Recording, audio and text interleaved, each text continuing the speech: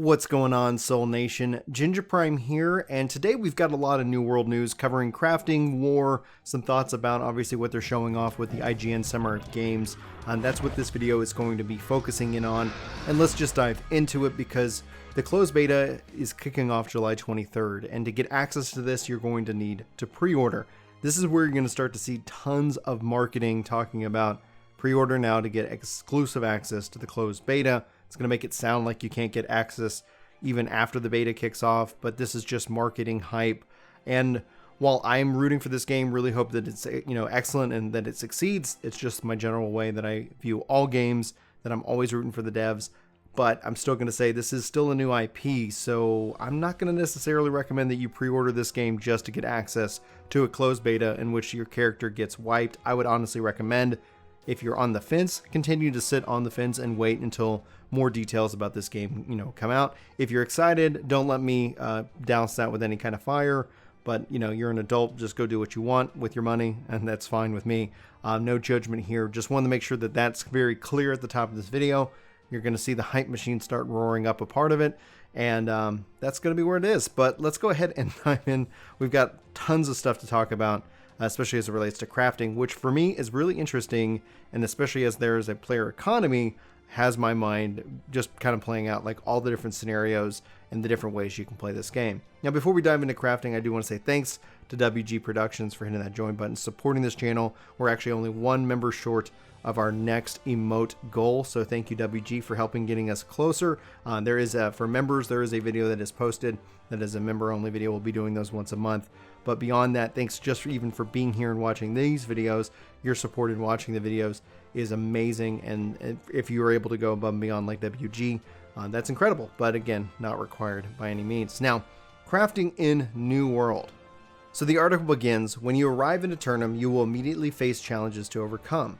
You will assess your surroundings and find resources to harvest and gather, and you're going to begin crafting tools to ensure your survival. Trading and crafting skills in New World are powerful tools and progress endlessly. As you progress your trade and craft skills, you will eventually be able to gather and refine and craft many powerful things. Now, they've covered this as a part of gathering, progression, itemization blog. All of that will be included in the links in the description below, so you can go check out these articles for yourself. We also cover them in video form, and we'll have a link to our New World playlist if you're curious about the game and other information about it, but I'm just going to put that there. Now, crafting skills that create consumables, such as Arcana and Cooking, gain additional resource efficiency. For example, as a beginner Arcanist, crafting healing tinctures crafts them at a 1-to-1 ratio. Now, while advanced Arcanists can actually have a chance to produce extra healing tinctures, and this might seem very small initially, but when you start crafting in bulk, you can start to see yields greater than 30% in efficiency. Crafting equipment and gear score. The better you become at crafting equipment, the better the equipment will be. As soon as you progress as a crafting skill that creates equipment with scaled gear score, such as weapons or armor, the overall potential for your gear score becomes or begins to expand. For instance, as a beginner weaponsmith, your iron sword will be relatively narrow in their outcomes, with a span of a 200 to 210 in gear score. As your weapon smithing increases, the range of skill will increase, and eventually the minimum gear score of the crafted item will begin to rise as well. And they're showing this nice little image here, talking about the Iron Straight Sword and the Iron Straight Sword Epic, so based on how you level it up. And obviously getting more rare tiers for your weapons, and we covered that in our last video talking about progression and items and more. Really kind of interesting, honestly. Before I continue on the article, this is really cool to see. I love the necessity of player economy. I think there's always a good blend in having content that can drop legendary things, but it shouldn't come at the sacrifice of player-driven economy, which is then essentially a game in and of itself. If you want to try to become somebody who dominates the market itself, maybe you're not necessarily into combat, but your role is so important, and having money and stuff ends up making it even more valuable. The flip side of this is that when you have such a reliance on player economy, you have a reliance on gold sellers, farmers, scammers, things like that. So, you know what? I'm not going to sit here and say what way it's going to be, but it's a problem that has plagued all pretty much online games with player trading since time immemorial. Can't even say it. Anyway, higher skilled weaponsmiths will be able to craft lower tier weapons that are actually more powerful than a higher tier weapon made by a lower skilled smith. Once you begin unlocking steel at higher tier weapons, you can start again at the same low level range, 300, 310, 400, 410, etc. As your skills continue to grow, you're going to rise similarity to the previous weapon tier before it. Eventually, you'll be able to craft lower tier weapons that will rival higher tier ones of less skilled weaponsmiths. For example, a skilled weaponsmith will craft an iron sword that is slightly more powerful than the base steel sword, which can be a big help when it comes to gearing your low level friends and allies. So I'm really curious as to y'all's thoughts on this, because this almost makes me want to say, like, yeah, it's great that you're leveling. I'm crafting. Especially if the game ends up being a huge success, you could see a massive player-driven economy and a massive need for this. I like that. I like the need for all of these roles. So it's not just something you do on the side. It could be something that, yeah, like this is all you end up doing. You really run that store. You really run that town. We'll have to wait and see how it plays out in the end, but I'm still very optimally curious and cautious and excited at the same time. It's a very complex feeling, obviously, with any new game, new IP. Anyway, anytime you craft a piece of equipment, it has a small chance of gaining one or more perks during the crafting process, and occasionally you may even get an item with a socket for a gemstone. These outcomes are random, but during the crafting process, there are steps you can gain to take some control over the outcome itself. Now, you can increase the chances of getting an item with a gem socket by increasing the amount that the item's primary resources used in the craft. For instance, if you want a steel sword to have a high chance of resulting in a gem slot, you would choose to use more steel when you craft it, and there are no guaranteed results, but you can take the chance from a low to a high with enough resources, thus tapping into the resource management and having a constant demand for those types of resources. Awesome. Azoth and crafting modifiers. The number of level of perks that an item has a chance to craft with is governed by Azoth. You can choose to use Azoth while crafting to enhance your chances of getting an item with additional perks on it. You can also choose to add special modifiers to your craft. Crafting modifiers enable you to apply a specific type of perk to an item. For example, while exploring, you might come across a powerful magical flower called a dragon lorry. Dragon lorries are a rich source of fire essence and are a critical crafting ingredient that are used by arcanists in potions and in the creation of fire staves. When you harvest dragon lorry, you have a small chance to successfully harvest a dragon lorry stem, which can be used to craft weapons with the ignited perk. This causes the weapon to do additional fire damage with each strike. While you cannot control the total outcome of the item, you are guaranteed that one perk that you want on the item is there, and there is a wide variety of crafting modifiers that are generally rare and come from a broad range of sources. Everything from trees to boulders to specific types of creatures have a small chance to drop crafting modifiers.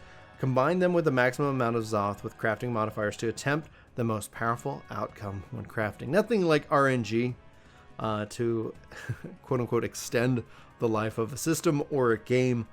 Just always depends on how that ends up playing out. So good luck to all of you.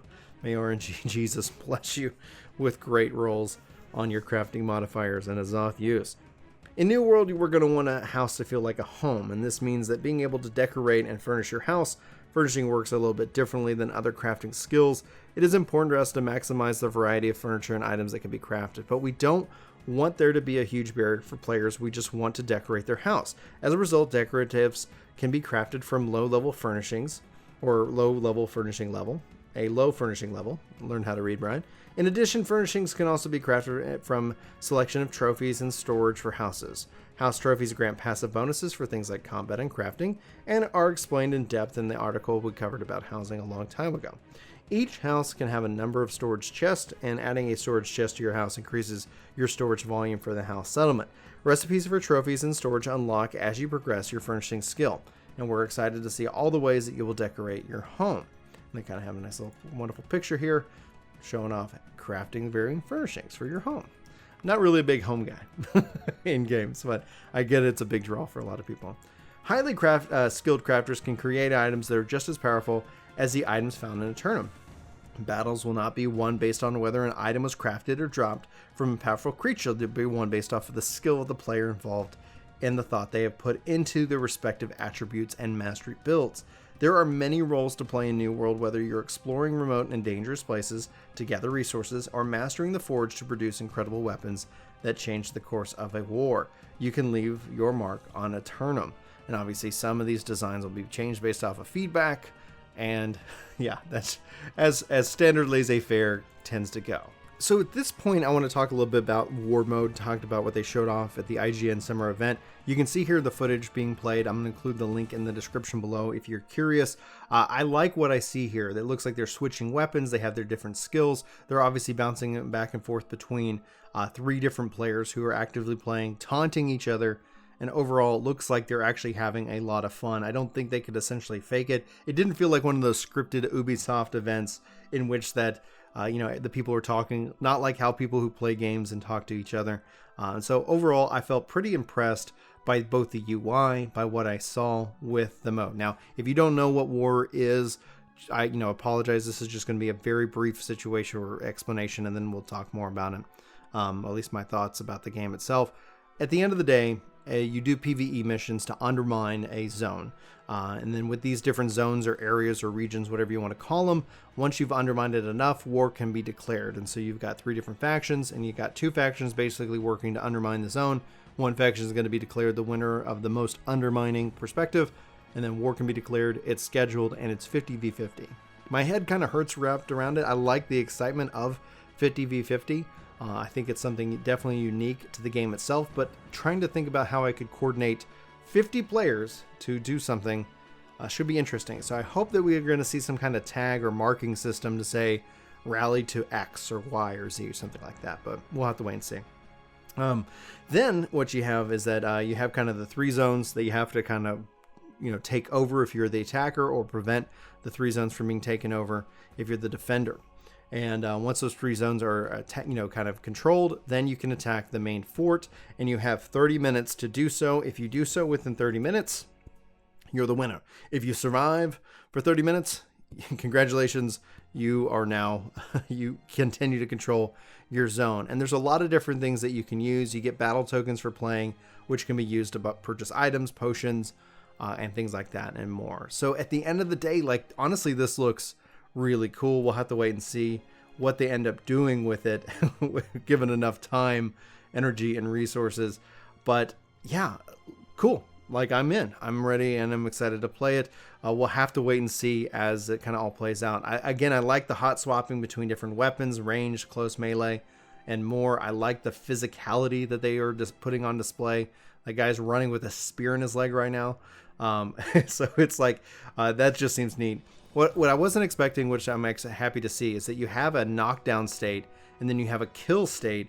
So you can see that so-and-so knocked somebody down and so-and-so killed somebody. So it kind of gives me a little bit of that Gears of War kind of, or even Destiny. You get knocked down, maybe you can get revived, maybe you can get healed. We'll have to wait and see how that plays out in the long run. And obviously using varying weapons and more play into the overall feel of it. I was actually first and foremost really actually impressed by the UI. Overall, what they've been showing us off in New World lately has been a better approach for managing UI, and it just seems to be a little bit cleaner, a little bit more refined. So hopefully we're going to continue to see more of that UI refinement and more. But those are just my thoughts. At the end of the day, just like I said at the top, I'm looking forward to going hands-on with the game. I'm looking forward to seeing how it feels. I know they have some level of controller support, so hopefully the game's successful and they can continue to expand on the controller support itself. But we'll have to wait and see. And so, again, it's still my recommendation that you don't pre-order if you're on the fence. So, with all of that being said, I always want to know your thoughts and what you're thinking and you're feeling about this game, what you're excited about, what you want to know more about. Sound off in the comments below. So that's it for me. Thank you so much for watching, guys. If you feel like I've earned your sub, we hope that you hit that subscribe button. And if you do, just let me know in the comments, just like Justin did, saying what I love about this channel is that it's honest, no hype, no unnecessary drama, just honest words about games. Proud to sub. As well as Extinct, who writes, Ginger Prime, thank you. I appreciate it. I'm going to give you a sub, and I'm going to stay tuned. Well, welcome both Justin and Extinct. If you guys, this is the video that has you decide to hit that subscribe button, let me know in the comments below so I can welcome you properly in an upcoming video. But I'm going to leave it with that. I love you. I love your faces. Hope you guys are going to have a great day today. And I look forward to seeing you and talking more about video games, especially as we roll through the summer of games and learn more about the future of what's going to be coming with PlayStation 5, Xbox One X, Destiny, PSO, and more. There's so much to talk about. I'm looking forward to it. Anyway, guys, like I said, love you. Hope you guys have a great day. I'll see you soon. Take care. Thanks for watching this video. I hope you enjoyed. This video is sponsored by me. If you guys like podcasts and long-form content, I hope you check out Ginger Gaming Radio. Link will be in the description of this video below. So if you're still watching this video, thank you, and check out the new channel for more content, and hopefully you enjoy. Thank you.